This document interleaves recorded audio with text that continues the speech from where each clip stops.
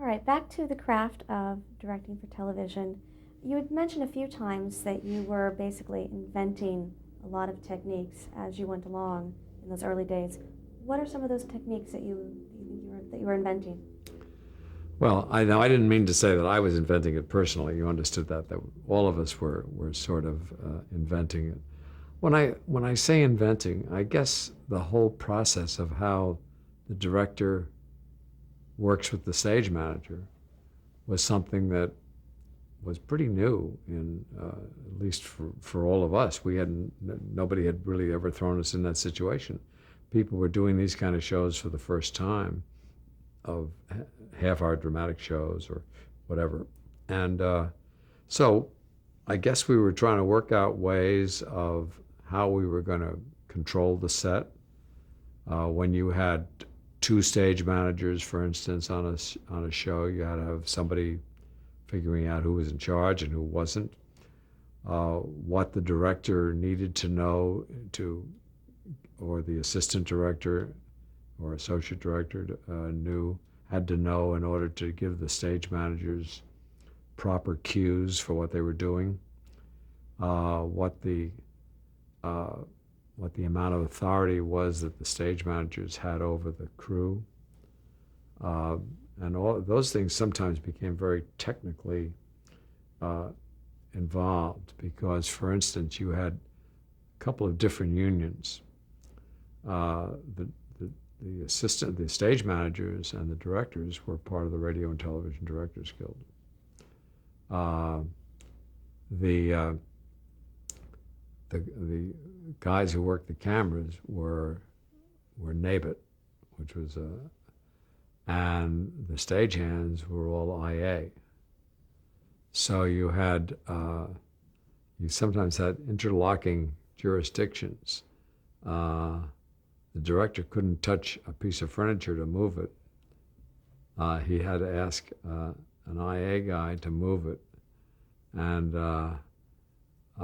I mean, it really got and some people were really taking it very seriously in those days. So, I mean, I've had times where I went in as a stage manager. Probably I went to move a chair or something, and some character would say, "Take your hands off that chair. It's not your jurisdiction." Okay. All right. That doesn't happen anymore, but it was very tough. Or maybe it still doesn't. I just don't know it. But that was a tough way to work. We were getting through those kind of situations. That's what I meant by everybody trying to figure out what they do, and most of the things I think really shook themselves out, and people were not as afraid of their jurisdictions now as they were then. Everybody was trying to establish what area they should control, and I mean I think that's, does that make sense? Is what I'm talking about. Those problems, a lot of them have disappeared. I think things mature. Now, you mentioned an associate director. What is the difference between associate director and assistant director? Just the titles, I guess. No, there's a little bit of difference. An associate director in the tape area is the guy who works in the control room with the director, who readies the cameras, ready the shots, and essentially does that kind of function. The assistant director in film is really a person who works more like a stage manager. I mean, he's on the stage. He runs the stage for the director. And nowadays, all of these things have sort of intertwined, so that assistant directors, I guess, I haven't even heard their term stage manager recently. I don't know whether they still use that, but that's really an assistant director to a great extent. And it depended on what jurisdiction or what contracts you were working under. But they're pretty much all shaking themselves loose now. I think we're down into one. We don't have quite as many distinctions for the same job. And I think that about covers it. You know. Now, as a director, talk about the preparations leading up to the day of filming, breaking down the script, the camera blocking, meeting with the actors, all the steps you go through. The most important. That's absolutely the most important part of everything is the preparation. And I just when I get an assignment as a director, the first thing I have to know is what the show's about, obviously, and then read my script and understand and make sure I understand the script. And sometimes, if it's not clear, I have to go back to the producer or the writer and talk about what exactly they're looking for in a particular script and what I think it should be, and you have a conversation that way. Now that's not always possible. Sometimes you just get the material and you have to work on it without having the ability of going back and talking to the people who devise. So you just take it and work with it. Or sometimes you know it's a show that you know, and so you know the characters and all that. That's there's so many different steps because on a new show, you don't know who the characters are, and you don't know how well they've been developed, and you might be just sitting down and trying to figure out a character where somebody has already figured that character out, but the information hasn't gotten to you correctly. So those things happen. What I do is, the first thing that I do is assuming that it's a show that I know something about, that I know what the characters do, I know who the characters are. The first thing I do is read the script and make sure I understand what the points are that they're trying to make in the script. They want to get this point and this point and this point across, and they want to end up making that point. And so I have a basic understanding of what I think the script is after. And then knowing the characters, I always ask for a plot of the sets so that I know exactly where all the furniture is and where everything else is on the set. And then in my mind and on paper, I work out all the moves that I'm going to have the actors make. Now, I may change those when I actually get with the actors, but I want to have a total plot for everything that happens, so that when I go into the sit down with the actors, I know where I can tell them all to go and what to do. Now, saying all that, I then recognize the fact that I go in there and I've got an intelligent group of actors, and we're working together. As I give them certain moves, they may have an improvement on it. And we do that. Then I'm very open to that kind of situation. I tell the cast that, please give me any thoughts that you have to improve anything here. And just accept the fact that I will listen to every idea, and then I'll make a decision, and then we'll stick with it. And so all of that goes into just preparing the actors. So now you work with the actors, and the shows that I liked were the ones where you had a couple of days to work out with the actors before you had to put it on camera. And that's still the case in some cases, but not always. Sometimes you just are in there and you're shooting. But I would work out all my moves, and then I would sit down with the actors and I'd work out with the actors, and I'd take them through their moves and direct their attitudes and their lines and the whole thing, while they held the book in their hand, etc. And we all worked that way.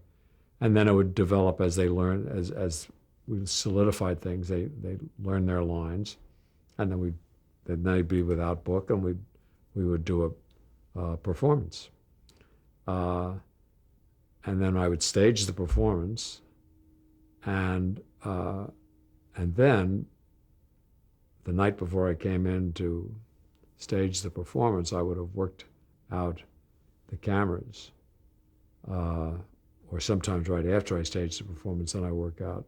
I generally have an idea of where I want the cameras, what I want the cameras to do before I stage it, or it's a combination. And then Then I go in and stage it, and then knowing that what I've staged, and I generally have an assistant who's making notes of where people are standing, et cetera, at different times. And then I sit down with an assistant and work out all the camera shots. And I write out every shot as to what I'm going to do with it, and what kind of a shot I want. If I want a two-shot on Helen and Gertie, that's I write H and G and a two-shot. And if I want a master, I write master, or I write Henry and George over here, and let the dog into the shot or something like that. I mean, all of those descriptions I write out. Now, some of them change, obviously. When you get human beings start moving around, they're going to change, and they're going to improve, hopefully. So, then when I work all those cameras out and I camera block, I bring my cameras in and the actors in, and I camera block it so that every camera knows what market they're on to shoot and what shot they want. And they have that, they all take notes, the camera operators all take their notes. Then I do a run through. And it's generally, I do a slow run through, we're trying to find their place, and then I bring the real actors in and do another run through up at speed, and it sort of develops from there. That's pretty much the development that I've always used. But everybody will have their own variation of that, but that's essentially what you're trying to do. Now, once you've got it on tape, how involved are you in the editing of the episode? I'm always very involved with it, and most directors, I think, try to be involved with it. It develops two ways. I mean, if I'm shooting, not cutting as I'm shooting, if I'm doing a tape show, I've worked out my cuts ahead of time, so that when I go in the booth and we're ready to tape, I call my shots as we go right through it, and end up with a sort of show. I mean, it's loosely there. Now, generally, you do those shows twice. You do like maybe one in the morning or one in the afternoon, or afternoon and evening. And when you think you have all the coverage done that way, then I go into the editing room and sit with an editor and look at both versions, or 3 versions sometimes, and say, I'd like that scene from 1, and then at that line, I'd like to switch over to camera 4 or whatever the hell it is, and I just go through and give them notes on where I think the cuts should be and what choices I would make. And then I come back the next day, and they run it for me, and I either make changes. I make probably a couple of changes here. No, I'd rather have another shot there instead of that. Get rid of that one, and whatever. And then I turn it over to the producer, and the producer has the right to go in and make his cuts now. And depending on how close my mind is to his mind, sometimes we get very few changes. Sometimes you get person sees it totally screws it up on you. I mean, that's essentially it. Some producers like to go in and change everything, and most of them aren't working anymore. But that's, I think it's the business has sort of refined itself to some extent. Now, advancements in technology have changed the television industry in quite a few ways. How did the advent of color television affect your work? I don't think it affected it that much. It obviously had to be careful of colors where you never had to worry about it before. But I think if anything, it made it easier, because one of the problems when you're doing black and white is that you have to make sure that you see a differentiation between different items in the scene. And I think just color clarified that a little bit more. In the early days of color, with certain colors you couldn't use, and there's still some that they get a little bit upset about yellow or something like that. They don't want to use yellow, and I don't know what the latest taboos are since I haven't done any shows recently. So but each year they seem to be able to handle more and more without having the same problems. So I should talk to somebody who's doing it now. Well, now you've touched on it a bit, but how would you describe the relationship between the producer and the director? Hopefully it's cooperative. The producer is generally much more, the producer is looking at the whole picture and looking at what the results are that he or she wants. The director is much more involved in the specific movements and direction of the individual characters. So the director is involved in making sure that Charlie Brown is going to play a bad guy in this scene. And if he's not bad enough, I got to make him badder, worse, to make that. So the director is very involved with the specific movements and the specific ideals, I guess, ideas of the people. He certainly also wants the entire picture to be the same, but I think that the producers might come in and say to a director, for instance, gee, you have 3 beautiful shots in that scene, but they really take my focus off the main thing, and I think we should cut them out. And the director will scream. But that's, I think the producer is more the executive in charge, and the director is the guy that's doing the dirty work. Were there producers that you wanted to work for? Yeah, I can't, I'm not going to name any now because I'll forget somebody and then they'll hate me forever. Yeah, I had people that I liked to work with. Generally, what I wanted was somebody who would tell me what they wanted to do, essentially, and then not get in my way, not try to be a director also. Because there's nothing worse than a producer who also wants to mess around with the directing. Because my attitude is let him direct, But, and I've told people that, I said, look, if you want to direct it, do it. But don't mess in my direction. And I think that's important. It's I always feel that the people who want to mess around are people who are afraid to direct it because they don't want to take the responsibility of the end result, but they'd like to come in and mess around with your situation. So I was able to resist most of that. I was a pain in the ass at times. Yeah. How did you choose your projects? What got you interested in the specific work? They were all different kinds of ways. Generally,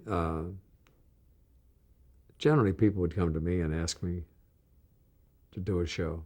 After I was in it for a while, in the beginning you're just scribbling to get any show you can make a buck on. But after you get a little bit of a reputation, people would come along and want you to do a show. Or you'd hear about a new show that you really like to work on, and I'd call people that I knew were going to produce it and say, hey, your show sounds really exciting. I'd love to be involved. And they say, well, we're going to have 3 different directors. We'll give you a shot on shows 4 and 5 and 6 or something like that. And that all those ways worked. Generally, for a number of years, I really was able to set up a year. To set up a whole series. I'll do all 20 shows or 24 shows. And that's a great way to work because you get to know the cast and the cast knows you. so that there's a lot of shorthand involved, and the producer knows you, and I mean all of that stuff. You're working more comfortably when you're doing all the shows. It's just, and I've had a number of shows that I did like that. That was really great. It's really, you liked coming to work in the morning. How would you describe your approach to directing actors? Well, I like to use the instincts that actors have. Now, when I lay out my work, I know that sometimes an actor has to be at a certain spot at a certain time in order to make something work that has to be there. And I have to find justification for getting that actor to that place without just saying, get up and move, Charlie. So I, uh, uh, I just find I just try to talk to actors the same way I'd like them to talk to me. I tell them what I'm looking for and what I think they ought to do in a particular case. And if they disagree and have another opinion, I listen to it. And then I make up my mind as to which way it's got to be. And I just try to make the case going that I will listen to anything they have to say, but it's going to be my decision because it's my responsibility. Who sets the tone on the set? I think the principal actor and the director, so that it has been said many times that if you have a star who is nice to work with and a director who is nice to work with, you will generally have a really great set, a very comfortably going set. And I've been on those, and it's great. And I've also been on the other ones where the actor and the director oppose each other. And no matter what the director wants, the actor wants something else. Then that's a pain in the neck. Does that same thing hold true for setting the pace on the set? Yeah, I think so. I mean, I like to work fast, and I think that means in order to work fast, I have to be prepared, and so do the actors. But I have always tried to be prepared. Rarely that I go on a set without preparing, and the actors know that. If it all depends on the personalities involved. If the actors want to accomplish the same thing that you want to accomplish, is to get the best thing and get it fast and get it out of there. Every once in a while, you'll find somebody who wants to examine every word in the sentence, and I try to avoid working with those kind of people. That's all. Were there actors that you preferred to work with and others that you tried to avoid? Yeah. I mean, there's some people who make every day a joy, and I certainly wanted to be around them because life is too short to spend miserable days with people, and I really, I really do enjoy people, and I enjoy directing for that reason. It's great. It's fun. Now, what is the most important role, in your opinion, that a director fulfills on the set of a sitcom? Leadership. I mean, the director's the leader. And sometimes you do it with comedy or laughs or jokes. And sometimes you do it with nastiness. I mean, I hate real nastiness, but I mean, sometimes you really just have to take command and say, this is the way I want that to go, Charlie. Sit over there. Now stay in your seat while I'm talking about this. I mean, I've done that. That's not the pleasant way to do it, but it happens sometimes. How would you describe your directing style? I was trying to think of a superlative word that I could say.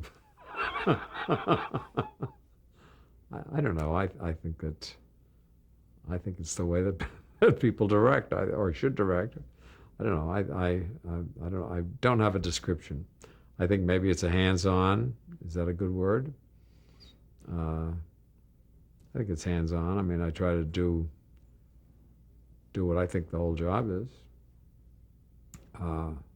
Nobody ever gets the whole job done, so it's. But I keep attempting. So. Great. Well, let's move on to another program that you worked on. Okay. In the late 70s, you directed episodes of the sitcom The Ropers. Talk about that experience. Well, like most of my experiences, I hate to sound like a broken record, but it was a wonderful experience. I mean, there were great people. I knew most of the cast. No, that was Roxy. Who else was it? Norman Fell and Audra Lindley. Oh, Norman Fell and Audra Lindley. I had worked with Norman, I think. I'm trying to remember now. I'm getting my shows mixed up.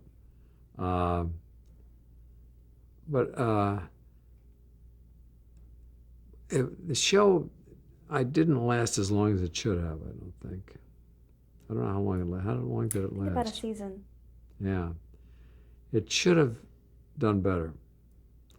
There was something missing in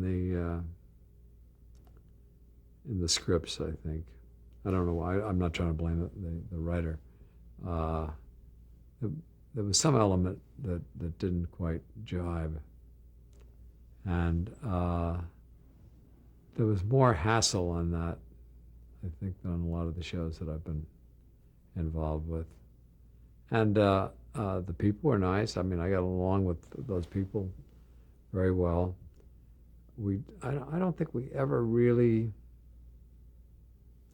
hit the mark we were supposed to have hit. Were you familiar with the two main characters from Three's Company? Yeah. Yeah, I knew them, and I liked them, and they were very good performers. It just was something that you can't hit it with every show. It's shows are an interesting blend, of people and ideas and timing, and the time of the year it's happening, and the time of the world, I guess. I think those things all have something to do with it. All right, well, let's stop tape right there. Good.